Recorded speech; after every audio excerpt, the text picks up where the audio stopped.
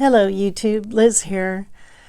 I wanted to come on and answer the 20 questions. I was tagged by Rose at Rose Likes Crochet.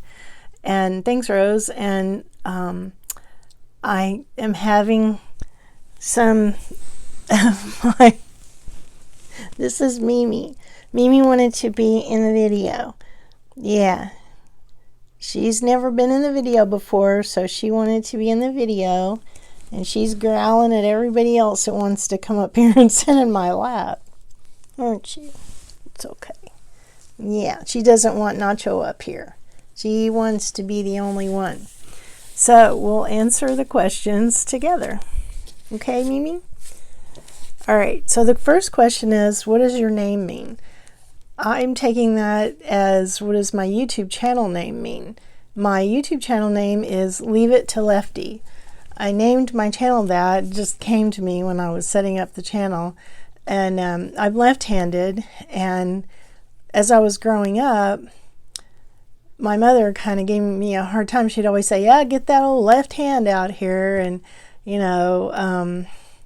just little things. And I never really knew any differently about being left-handed, so it was kind of confusing.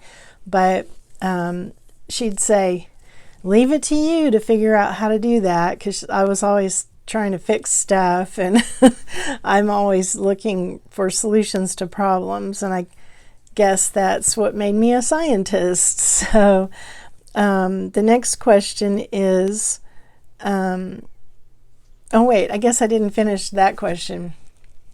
I'm a little distracted here by my entourage.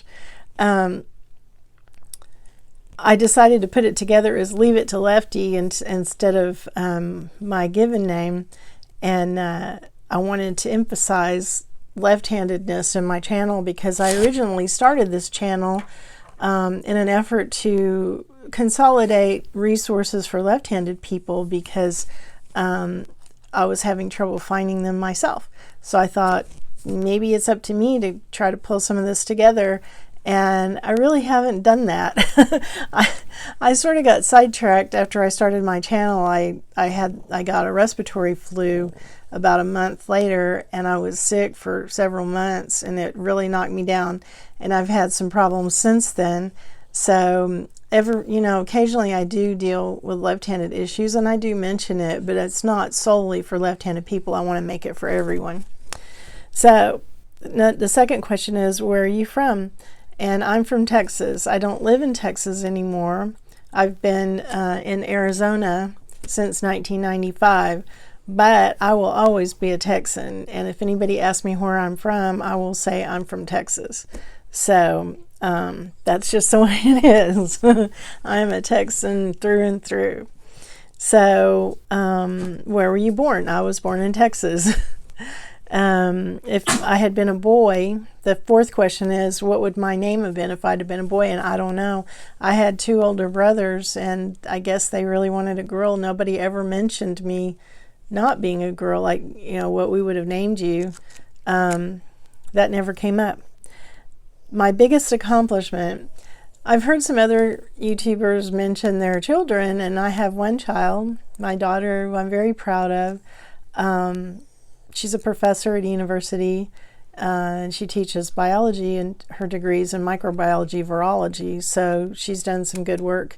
And when she was little, I used to work in a hospital research laboratory in the Texas Medical Center before moving to Arizona, and when she was 5, she used to come up with me on the weekend to passage my cell lines. We had cancer cell lines, and we would use them for various studies, and they have to be maintained and every so many hours. So even through the weekend, I would have to come up and feed my cells. You call it pass your cell lines. So you're passing it on to another flask, and you split them, and so they don't get too dense and overgrown, and stay healthy. Well, as healthy as cancer cells. That sounds kind of weird, but anyway, forget all the biology. The most important thing is that she would get up there. I had to work in a sterile hood. My hands would be up in a sterile hood, and she'd be sitting over to the side in a safe place. And she'd sit there and she'd swing her little legs and say, I want to be a seller when I grow up. And she did. So pretty good. She's 39 now and has 3 children of her own. So, and a wonderful husband. So I'm really proud of her. But those aren't her accomplishments, aren't my accomplishments. So, I mean, yes, I raised her and I accomplished raising a human being and she survived and I took care of her and she made it. So I feel like that was a good accomplishment. I was responsible for another human being and did okay. So that's good. But personally, my own accomplishments, my academic accomplishments are probably something that I'm proud of. I have papers in a peer-reviewed journal called the Proceedings of the National Academy of Science, and I'm really proud of that. And it's a really top-notch scientific journal, and that was many years ago, but I still pretty proud of that. To me, it's like it's kind of like a way that your life goes on even after you don't. Your name's still out there, your work is still out there, and the things that you've contributed are still going. So that's pretty good. I like that part. So my eye color, my eyes are green. The candle scent is the 7th question. What's your favorite candle scent? And I would have to say sandalwood. I really don't like scented things too much. I have had migraines for decades, and smells, scents, and perfumes and stuff like that would be a huge migraine trigger for me over the years. So I've kind of shied away from strongly scented things. I do have a couple of candles, but I don't really, they're just more kind of there. Kind of every once in a while I'll put, light one, but not all the time. I like the apple scented ones too, but again, the only scented thing I've been enjoying lately are essential oils. I never used essential oils before, but I saw an ad, which I'm a sucker for Instagram ads, and I saw an ad on there from Vitality Extracts, a company in Utah, and I ordered their migraine care and loved it. It was great stuff. It really helped me. So I bought one of their lava stone diffuser bracelets, and I soak that with the essential oil, and when I have a headache, I get it out and wear it, and then it really has been helpful. I have to say, I talked to my neurologist about it. I was a little skeptical, but he said that there is solid medical research showing the benefits of essential oils. So number 8, can I cook? I can cook. I've fed and raised a child and maintained a household for all these years, but in the last few years, I don't like cooking that much. I don't know, I don't often feel like standing for long periods of time, and I just get my timing off a little bit on cooking. But I have been baking in the last couple of days, and I made some banana bread, and I made a meatloaf and some things like that. So I'm tipping my toe back into it a little bit at the time. So let's see. Number 9, what is good about your life right now? My life is great. I'm 63, and my husband's a decade older than I am, and he retired last January. He's been working since he was 7 years old, and this was a big change for him. And just to see him be able to relax and do what he wants to do, and us be able to go wherever we want, whenever we want. We don't have anything in our way. We've got these 3 little guys here that we don't leave for very long at a time, maybe just a couple of hours. But, 4 hours is the longest we feel comfortable being away from home because they're so little. But in general, we can go do whatever we want. And I really, really am happy. It is such a joy to have him. I thought he was going to drive me crazy because I'm not used to being around somebody all the time. I mean, my daughter's been gone. She graduated high school early. She graduated at 16, and so I haven't had anybody right under me for many years. And so I thought, oh gosh, how am I going to get anything done? But he's great. We just roll along, and it's really been wonderful. So things are good. My sign, I am a Pisces through and through. Number 11, what scares you about aging? Well, I like being this age. It's very freeing. I don't have all the hang-ups that people there, and I hear people thrashing around about things that I think, yeah, don't even bother with that. It's like I feel like when I turned 50, it was really great because I thought the things that bothered me before that, they just didn't bother me anymore. And I thought, gosh, why did I even spend any time worrying about that? And then when I hit 60, it's even better. It's like, I don't worry about it and I don't want to be bothered with it. So just don't, just go. And my husband, he said the 70s are even better. So that's good to know. I feel like I feel like my eyesight's being challenged by cataracts, so that's an age-related thing in my case. I'm also I don't have the stamina I used to have or the strength I used to have. I used to could do anything. Now I can't. It's, I really have to think about what I'm doing, and I just realized that recently. It's like, I think the flu is what really got me.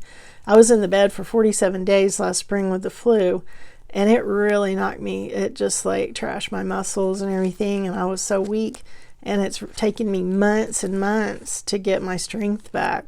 I still can't make it through the day without sleeping. I just I just get real sleepy. So I don't want to lose my mental capacities. That's something that I think everyone's afraid of. I don't want to lose my ability to use my hands. I don't want to get arthritis and things like that, because I can't imagine if I couldn't crochet or do tatting or do any of my crafts. I don't know what I would do. What do you do? I don't know what I would do. So I hope I never have to find out. Let's see, number 12, what is your favorite holiday? I really like Halloween. I thought Halloween was always fun. It's kind of nice because it's silly and, fun, and people are dressing up, and there's no gift giving. There's no pressure of, ooh, did I get this person the right thing and all of that. And so other than Halloween, pretty much every day's a holiday for me. A lot of times I don't even pay attention to what day of the week it is. And now my husband understands that, because I used to say, what's today? And he'd go, what's wrong with you? And now he's like, what's today? And I go, I don't know. And he goes, I don't know. Sometimes we don't even make it to the mailbox, which is like out on the curb. We just don't even bother with that. Yep, pretty rotten. Okay, number 13, what's my guilty pleasure? Well, I think a lot of us would say this, but yarn.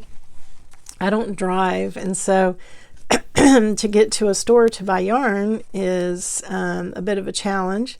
So I usually make up some kind of a big dramatic reason why I've got to get to the store to get yarn. And it's like, because my husband usually he'll take me, and he sits and waits in the car. He won't come in. So I know in the summer he's sitting out there at 110 degrees with the engine running on our car, and that bothers me, so I run into the store, knock people out of the way to get my stuff, and run back out so he's not sitting there. In the winter it's a little better because he can roll the windows down and sit somewhere, and I don't worry about him too much.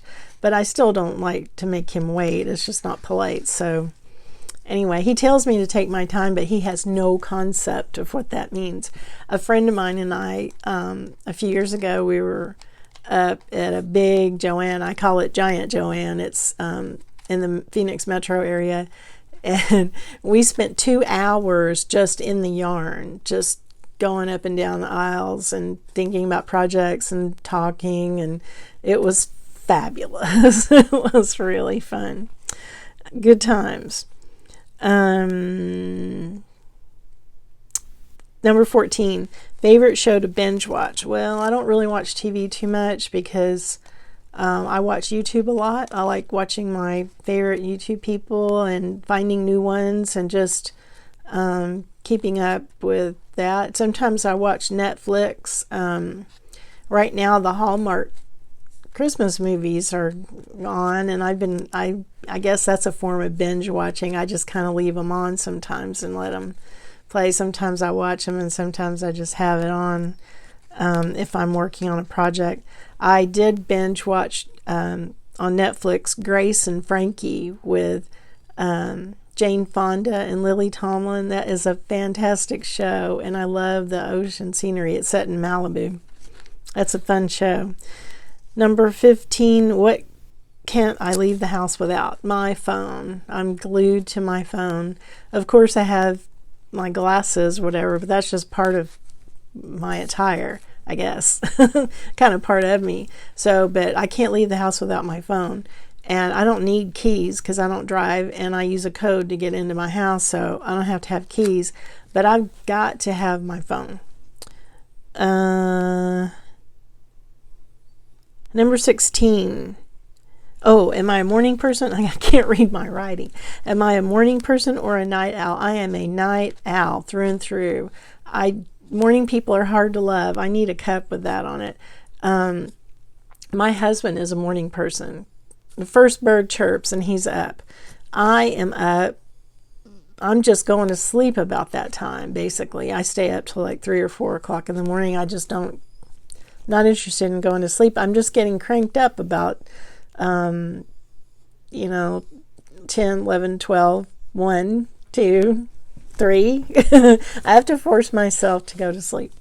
And then I don't want to get up. And then when I do get up, I'm not happy about it. Not at all. So I started drinking coffee several months ago, and I thought that kind of helps me get up. I think, ooh, I'll go make some coffee. That'll be good. So that's kind of nice. What is number 17? What is my favorite genre of movies? I like foreign movies. I particularly like Scandinavian films. I like the character development.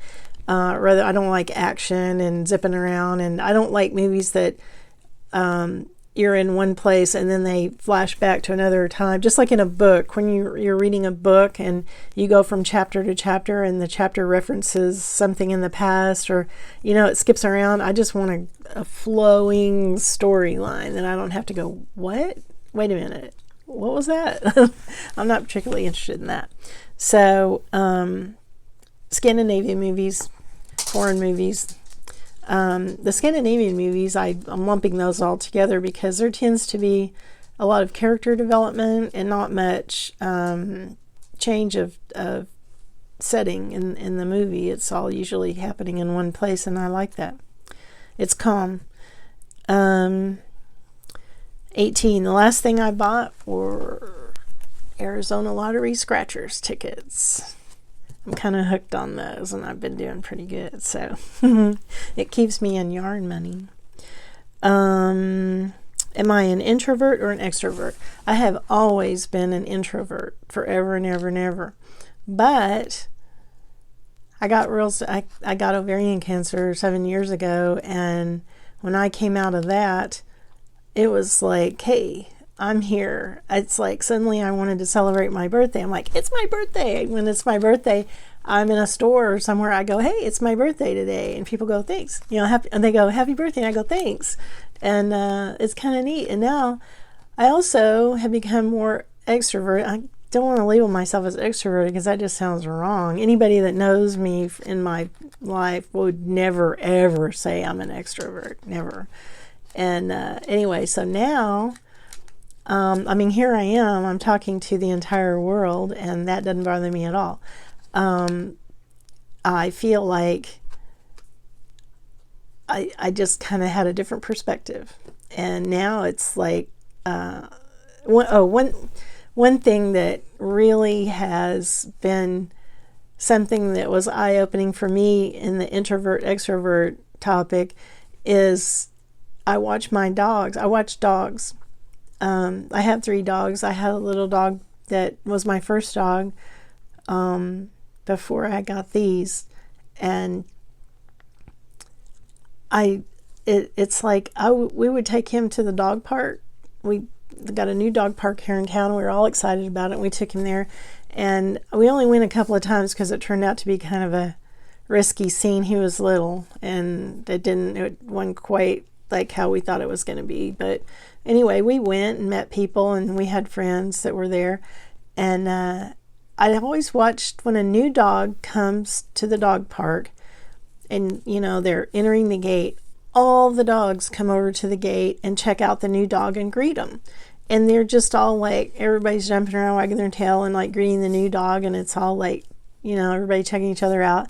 And I thought, wow, I can go to a party with that many people, and some people might not even say anything to me. It's like they might say, oh, hi, but there's no interaction. I could just not even, I don't know, it's kind of hard to describe, but I would walk my dog every day, and we would pass other dogs on the street, and the people would ignore us, but the dogs never did. The dogs would always look at us and try to, come over and greet us and stuff, and the owners would be yanking them back. And some of the owners would never say hello to me or anything, and I was always like, hi, because I thought, we're here where people acknowledge each other. So I tend to acknowledge people that I, pass, like, going in and out of a door of a store or something. I always say hello to people, or if I just, cross people's paths, I'm usually saying hello to people. I think it bothers my husband a little bit because he's not into that too much, because, sometimes I end up striking a conversation with somebody and that kind of delays him. So, number 20, favorite book. This is an easy one. My favorite author is Banana Yoshimoto. Banana Yoshimoto, I like modern Japanese fiction. And Banana Yoshimoto's book, Amrita, is my favorite book. I like all her books. The first one I read was called Kitchen. And then there's Lizard. And there's quite a few more. But if you ever get a chance, check out Banana Yoshimoto. You can read it in English, as I do. It's really fabulous. I love her books. And then Haruki Murakami is another favorite author. This is Norwegian Wood. He's got many, many books that are really good. So that's the 20 questions. Thanks for tagging me, Rose. And I was going to tag Christina at Mother Cow Crochet, and I saw she just posted her 20 questions, so I don't need to do that. She's already done it. And then I was going to tag Lynette at Charmed Grammy Crochet, but I saw she posted her 20 questions. So I'm trying to think, I could tag Norma at All My Crochet. Her channel used to be called All My Crafts, but now her channel is called All My Crochet. So if you get a chance, check out Norma. She has a lot of good tutorials. I really can follow her well. And I'm left-handed, so, sometimes it's really difficult for left-handed people to follow a right-handed tutorial. But I have not had any problem with the way she does her tutorials. And she does quite a few doll clothes. And I've been making doll dresses and different accessories and things for my granddaughter's doll. I never dreamed I would be a grandmother crocheting doll clothes, but here I am, and I'm loving it. So I made this the wedding dress. This was one of Norma's tutorials. This is going to be my granddaughter's Christmas present, and this is the shoes. I used a metallic, I love this yarn, so it's got some bling to it. So I'm going to put that in a different video. So anyway, thanks for watching, and I'll see you in the next video. Bye.